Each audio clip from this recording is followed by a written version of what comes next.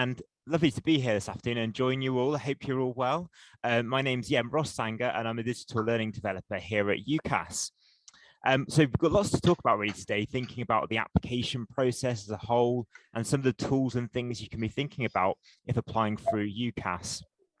Kind of one of the things I do kind of point out before starting is before I joined this role that I'm in now, I used to work in our customer experience center for 11 to 12 years. So that's our center for taking phone calls and answering your social media questions to support you. So anything I go through or you need any additional help on top of the things that we look at, I'll talk about those contact points at the end. So always remember that we're here to help you at any point if you need us. Okay. So I'm Ross. Let's go straight through into everything about UCAS. So okay, the application cycle for 2023. So we're straight into it now in terms of making applications for courses starting next September and October. The one thing to say, first of all, is that you can make an application still at this point to be on time and for universities and colleges to make a decision. The 25th of January is the on-time deadline for applications if you're looking to apply. We have actually passed the first deadline of the cycle. So if you do hear about the 15th of October, we have an early deadline in each cycle, and that's for courses for medicine, veterinary, dentistry, and courses for Oxford or Cambridge. Now that deadline's pretty rigid. So if you're applying for, say, 2024 or any cycles going forward, it's the 15th of October as an early deadline that you apply for those particular courses. But for everything else, 25th of January is where you want to be aiming for to make sure your application's ready and completed to be sent for that day. Just significantly, so you know, there is still a late deadline for UCAS. You can actually apply until the 30th of June. That's a very late deadline. If you apply with choices after the 25th of January, though, they do become late. So they're late choices that are being added. And obviously, ultimately, it's up to the universities and colleges if they can make a decision at that point. So be aware of that. What we want to aim for and think about is this deadline of the 25th of January that we're going to be working towards. But I'll talk about some of the things to be thinking about to help get your application together if you're looking to apply in this cycle. So just to really give sort of the application journey as a whole and what UCAS does, if you were to come to UCAS, you would first be looking to register through what we call a UCAS Hub account on ucas.com. It's in the hub, which is a personalized area. We'll look at it a bit more in a minute, where you carry out your research and make an application.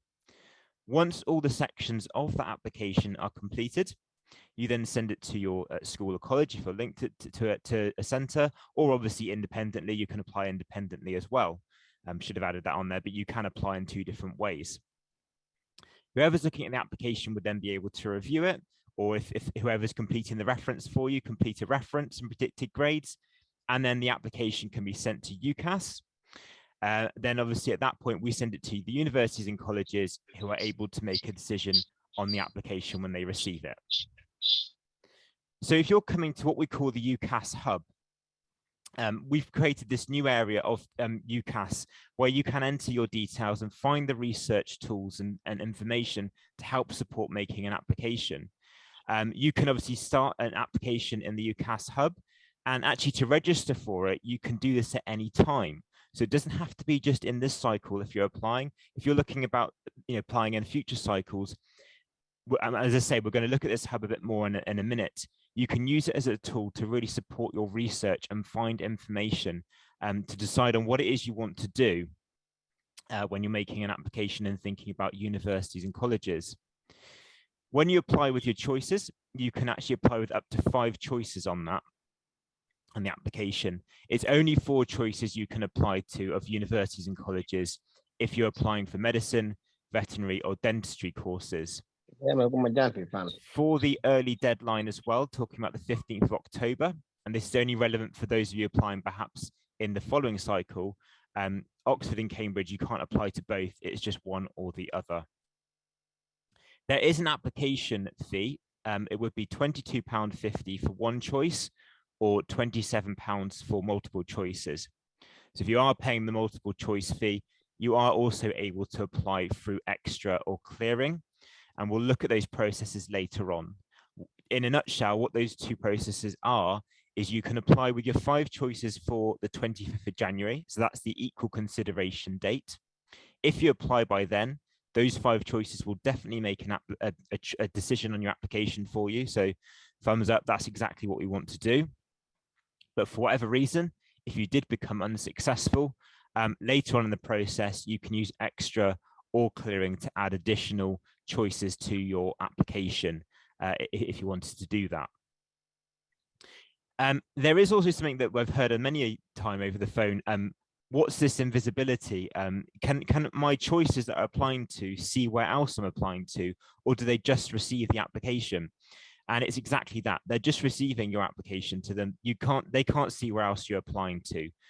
So there is an invisibility over the other choices on your application. We're just processing it to that one of your 5 choices, well, to all of them, but individually they're receiving it and only seeing your application, not where else you're applying to. Quite a common question that I've had over the years. Now let's look at the UCAS Hub in its entirety. Now, thinking about how we've kind of designed the hub is almost a bit like a smartphone idea, where you've got the different tiles being a bit like the apps that you'd have on a phone, for example.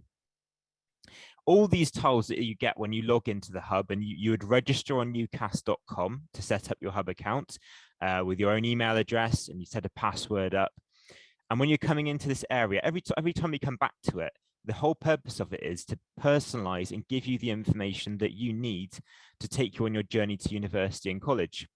So if you come in here and you tell us you want to study maths or English, or look at a certain area of the country that you want to study in, we will give you the relevant information about that particular area or subject that you're interested in.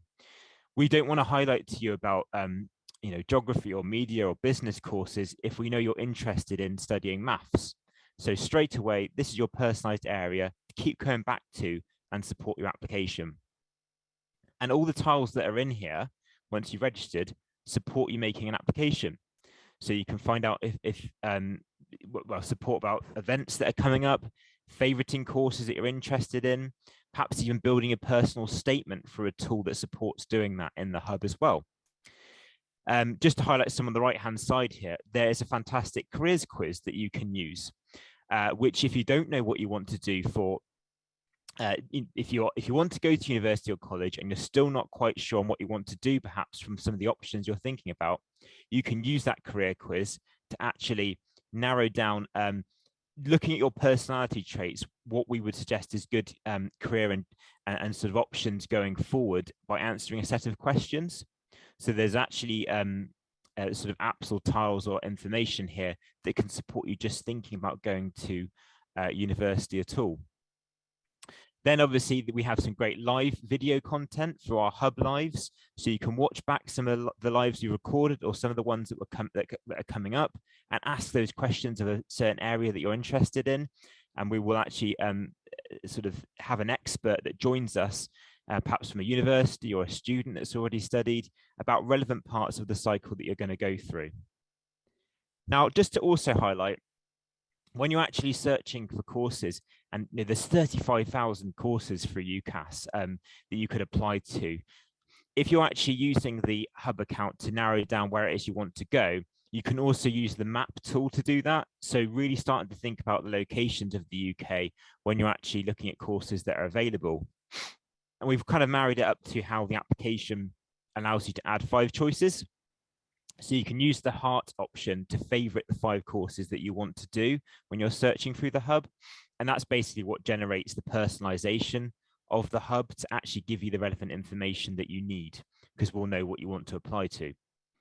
But also, as I said earlier, if you really don't know what you want to kind of pinpoint and study at university or college, and you've got a few options, perhaps use Explore Your Future, which is a tile where you can just look at subjects in the context of higher education, chemistry, education, business, media, and have a look through from some case studies and some quotes and students that have actually studied those subjects at higher education. So getting a sense of what it would be like to study those subjects at university or college. Here's the careers quiz in a bit more detail. So as I said, those questions that come up, if you really are not sure on what you want to do, I really would recommend using this careers quiz even if you know what you want to do, it's really interesting. By answering these questions that come up one at a time, which can seem a little bit random. For example, here's one of the questions on the screen. You would like to create special effects for movies is one of the questions, and you're answering it from strongly disagree to strongly agree. And every answer that you're putting in actually gives you this outcomes here as your top matches from answering those questions. What we would feel be good careers or roles to look at from those answers that you've given. And that's based on your personality traits. So really interesting tool to use if you know what you want to do, or if you don't. So do get onto the hub sooner rather than later and look at some of these opportunities. So if you're sure on what you want to do or some of the options that you have, thinking about it, I know that, let's say I know that I want to study a mathematics course at university or college. But when you're searching for that through 35,000 courses, that might sort of narrow down to 400 or 500 around the whole of the UK. So you're still going to be faced with a lot of maths courses. What is it then that you need to consider to really narrow it down to 5, let's say, maths choices from all the options that are available? Well, these are some of the factors to consider when you're looking through the information about the courses. So have you thought about the style of the course and how the style can vary from a more traditional subject-based style to more modern or vocational? That's something that you can read through in the entry profile on our website when you're looking at the course information, getting a sense of how the style we put together for the course you're looking at.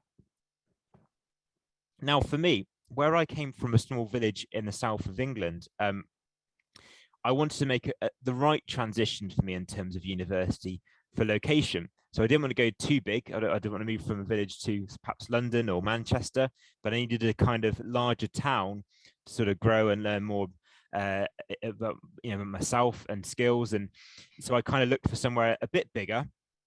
But what's right for you in terms of location? Have a think where you are at the moment. Do you want to move to a larger city, or do you rather move to a smaller town? Universities and colleges around the UK really do vary in size, so that next option, but also they are located all over the UK. So have a good think about that. And there's also some fantastic city guides that you can use on UCAS. So getting a sense of the different regions and cities that are around the UK and what is to offer there. So if you're looking at, say, Newcastle, for example, or Bournemouth, which is by the coast, or Bath, more historic areas, what sort of things can you sort of enjoy when you're there studying, as well as thinking about the actual course you want to do? And universities actually range from 20,000 students to 2,000. So 20,000 obviously could have lots of different campuses, to a more smaller university, which may only have 1 or 2. Think about the size of university or college that you want to be in, because they can vary. Would it be the statistics may help you make a decision when picking a university or college? You can actually look at some of the statistics that's available on universities and colleges' websites to think about what jobs do graduates go on to do that have actually completed the degree that you're looking to complete at that university. So those sort of statistics you can find out from the university or college websites. And if that's something you want to take into consideration, absolutely have a look at that as well. And finally, from this slide, it's really important to think about the fees and costs of courses. There are varying tuition fees around the country from course to course, and also the living costs. If you think about London for living costs, travel, those sort of costs will be different to other areas of the country. So if that's a factor you need to obviously take into consideration, do have a look at that when you're looking at courses on the course search. So if you've also narrowed down where it is you want to go in perhaps the south of England or north of England or whichever region, and then you're looking at courses for the subject you want to do, what should you be sort of scanning through in the course search entry profile information and making sure that it's the course for you? Well, you really need to be very careful looking at the content and the modules that are listed, because if you're looking to study a really broad subject such as maths, for example, and you knew over the last few years you've enjoyed learning about trigonometry or a certain area of maths, make sure the course has the content and the modules that interest you. So, thinking about those broad areas, is it actually talking about teaching you those sort of areas that you've really enjoyed doing over the last few years, where you can develop and learn more about them. Perhaps areas of biology, for example, where it really gets in deep in those different areas. Make sure that the content is hitting what you enjoy the most, as it's going to be obviously a few years of your life studying. Universities actually also offer different types of structured courses, and they may offer an internship for courses, which you can actually double check when you're searching through if that's something that's offered as an internship. Placement courses may also be offered, where you can actually have that on-the-job training as part of your course. An example of that was my sister did a second year. She did a hospitality management course, and in the second year, she worked at a hotel. So you get that kind of on-the-job feel as well as completing your degree, and those options are out there. There's also some courses that have study abroad opportunities. So if that's something you want to look at and see if there is that opportunity to study abroad as well as completing the degree, do actually search through that when you're looking at the course search as well. Now, if you're like me and not a massive fan of exams and want to do more practical assessments, think about how you like to be assessed over the last few years and any work that you may have done. What's the best for you? How do you feel when you're in exams? Is there courses out there that have more practical arrangements to do work in, as I enjoyed doing on my film course? If you like doing exams, of course, that's absolutely fine. You could look at those courses that have more structured exams over the degree and dissertation work.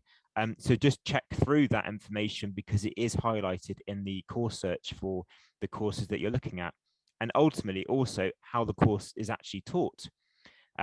Think about kind of, do you enjoy more independent work, perhaps where you go away and study yourself, or more perhaps one-to-one work with lecturers or within teams at university or college? Have a good think about that, and obviously scan through the information carefully of those courses that you're looking at on our course search.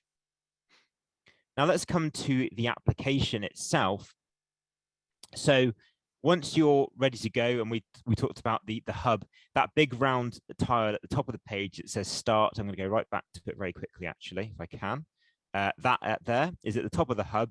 You literally click on that, your applications start to get going, and you would be met by the application here and these different tiles that are on the screen to complete the application, ranging from personal details, nationality details, more about you. So there's lots of different sections here that follow on from your initial registration that you'll make when you create a UCAS Hub account.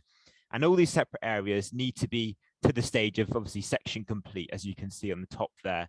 But we will indicate to you whether a section's been started or if it's in progress. And what you have is a percentage bar at the top of the application. And at all times, you're obviously trying to reach 100% to get everything done on the application. Lots of different areas. I think Sean's going to touch upon the finance and funding.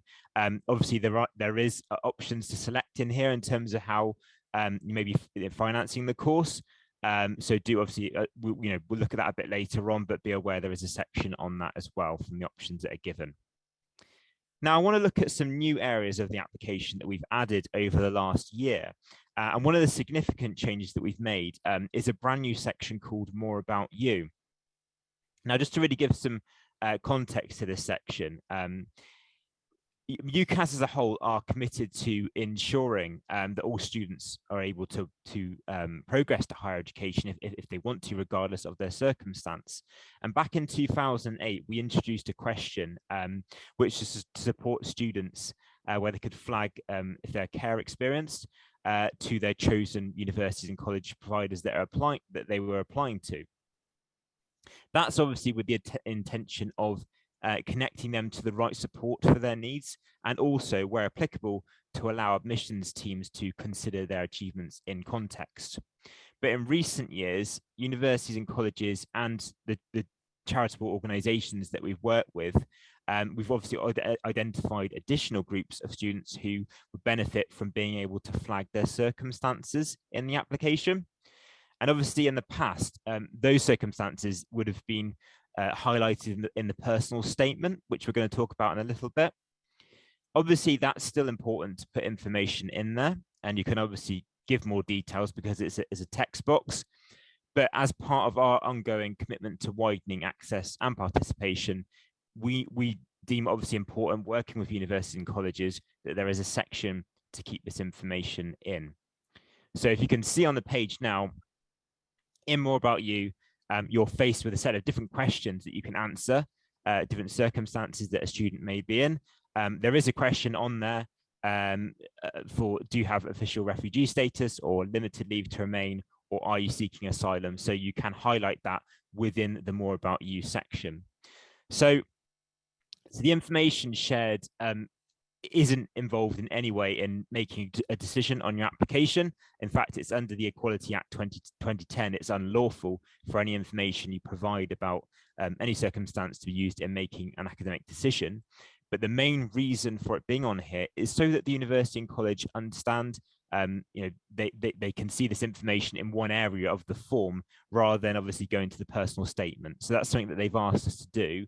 And I'm highlighting it because it's something new to the application as well. So that's called More About You. So when you're filling it in, you'll see those questions that are asked on the application itself.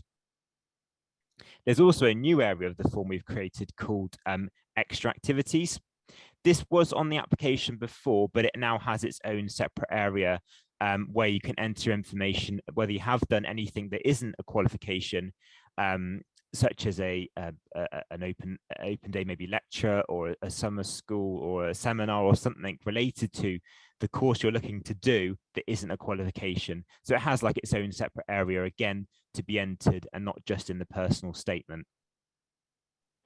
So moving on from there, those personal details and information that you initially put into the application should obviously, putting a lot of comprehensive information would be entered there, but the reference and personal statement sections of the UCAS form is where the context can be added. So we're going to talk a bit more about the personal statement in a minute, but you can use your personal statement in general to actually outline your previous study as well. There is an education section where you put down your qualifications, so those that you may have completed or those that you're taking. But you can use the personal statement to additionally provide information if you're unable to provide proof of qualifications, or if the course wasn't completed. So you can give that sort of context to the information that you're listing in there. There is an employment section where you can highlight any paid employment, and also the reference section. So whoever you may ask to do a reference for you, they would also be able to flag information in there as well, in terms of if you're unable to provide proof of achieved qualifications or training on the application. So there's different areas where that context can be given to the application, if that makes sense. So those sections themselves all have to be completed before the application can be sent off. Now, so just going to talk about the personal statement section. Now, there's a lot of things to be thinking about with the statement. I mean, the first thing to be thinking about is it's 4,000 characters or 47 lines long, which means actually, and the last point you'll see at the moment, there's no perfect personal statement. This is an empty text box you're given to give the information into the box and talk about why it is you want to do the course you're looking to apply to. So the first thing to say is research is the foundation of a strong personal statement. So the more information and evidence you put into your personal statement that you've done, the better the personal statement is going to be.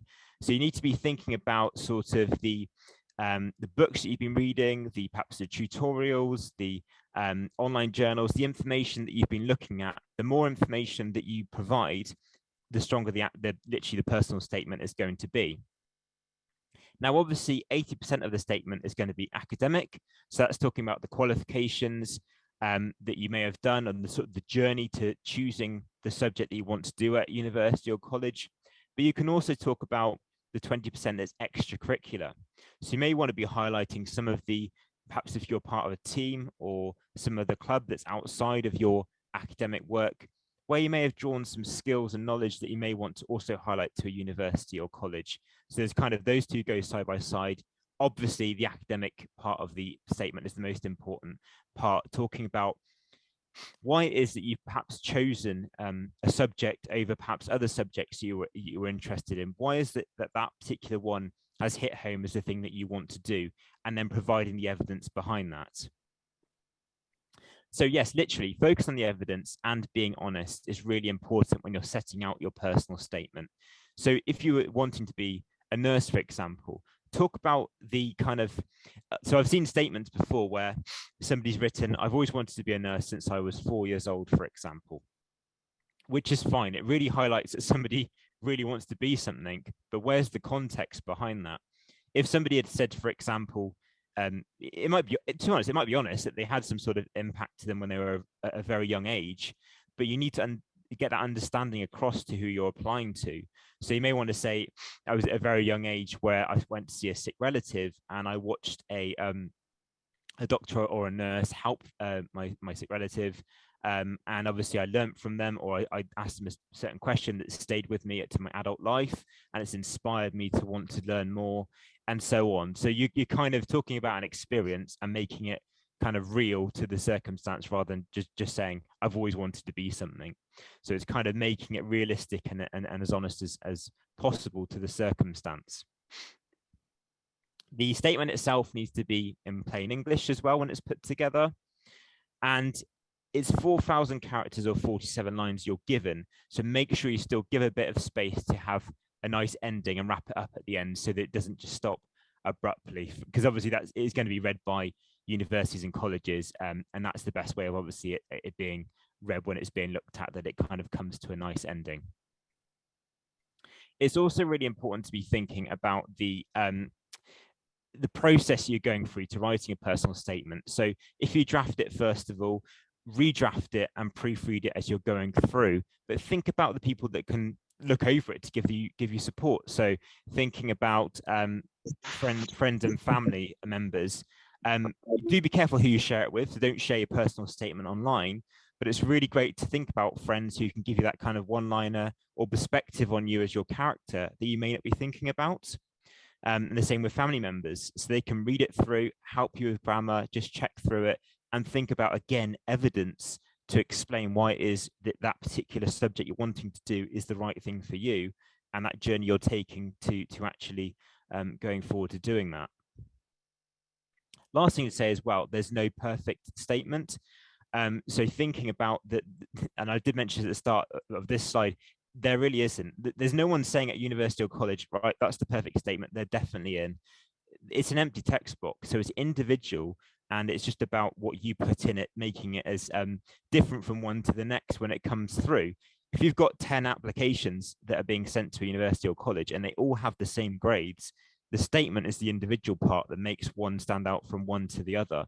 So the more evidence you include, the stronger the application is going to be, and it will be obviously independent from one to the other. There's no set way of it being sent to them. So I hope that helps with a few tips to be thinking about the statement.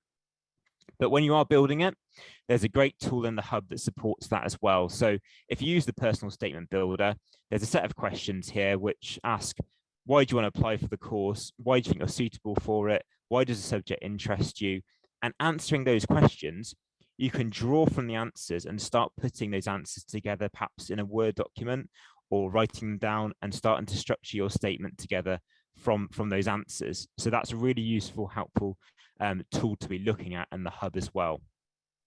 And also, if you tell us what it is you want to study, the personal statement guides that are available are also fantastic to support with guides on writing a personal statement for perhaps if it's business or maths or English, whichever course you're looking to do. We've developed statement guides to help think about when you're making an application.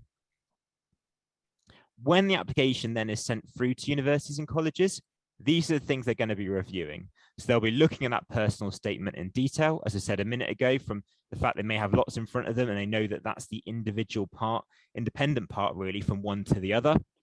They'll be checking your qualifications and the information entered there, obviously making sure that you are able to meet what they're asking for to be able to get onto the courses you're looking at. And obviously taking on board that reference that's being completed for you and the information given by your referee on the application. However, they can also ask for you to complete an admissions test, depending on the course you're applying for, to complete an interview. That can also be put through before perhaps maybe them giving an interview after that. So you could be asked to do an interview in person or perhaps even online if that's an option. or they may ask you to actually submit a portfolio or have an audition. Portfolios could also be taken to an interview. So like where I had my interview, I took some work with me. So that may also be the case later on as well. When you have any decisions through from universities and colleges, you also view that in the hub. So everything is all housed in one particular area, which is obviously really useful for you to come back to that same place. You can follow progress on there 24/7. And some of the decisions that you will receive will either be an unconditional offer for your choice, which would be amazing because if you got that, there'd be no conditions. And if it was accepted, you would be placed onto the course. Most conditional offers would come through because if you're waiting for a result to be given. So conditional offers are where obviously they are waiting to see if you are going to meet the grades that are being asked for. So if you accepted them and you meet those conditions, then you could be placed onto the course. Or obviously, if not, and hopefully you don't get these, you could be unsuccessful as well. But there are other ways forward if you are unsuccessful from your choices. So we'll look at them in a minute. But those are different decisions you could get on your application. Then if you get those decisions, how do you accept them? You can accept your first choice that you want to accept as we would call your firm choice. And then if all conditions are met, that's where you would be placed on the application. If you're lucky to get more than one offer out of your 5 choices, you could also have a second choice, which would be your insurance choice. So a first firm choice and a second insurance choice. And the way that kind of works is that the second choice, the insurance choice, would usually have lower conditions than your first choice. And if you don't meet those higher conditions of the first, then you kind of have that second choice with somewhere as a backup that you could then meet instead. All other offers at that point would have to be declined. So if you had 5 offers from your 5 choices, you could accept 2 of them and the other 3 would be declined, or just accepting from however the offers that you get on your application. And finally, just to say, if for any reason you do become unsuccessful from your 5 choices, the extra process opens on the 23rd of February, where you are able to add an additional choice on your application, one at a time until the 4th of July. So to reassure you, there are other ways of adding application choices after your first 5. Extra works one at a time, as long as you're not holding an offer, or if you've been unsuccessful from all of your choices, you can add that additional choice right them through until the 4th of July, when clearing starts on the 5th of July. The difference with clearing over the summer in the cycle is that you can actually apply with your grades when you've got them, but you're ringing up the university or college first of all from the vacancies that are available at that point. They look at your application with you, and if they're happy to make a decision, they ask you to add the choice on your application, rather than you just adding it straight away from the options, which would be through extra. So really are 2 other processes that you can use if you were to be unsuccessful later on. And I do want to sort of highlight that and reassure you. So lots of different ways still to getting into university and college for courses next September, October. If you need help from us at any point, as I said at the start, please do call us on 0371 468 0468. That's our customer experience centre number. We're also accessible through Facebook and Twitter, and that's our contact points for those 2 as well.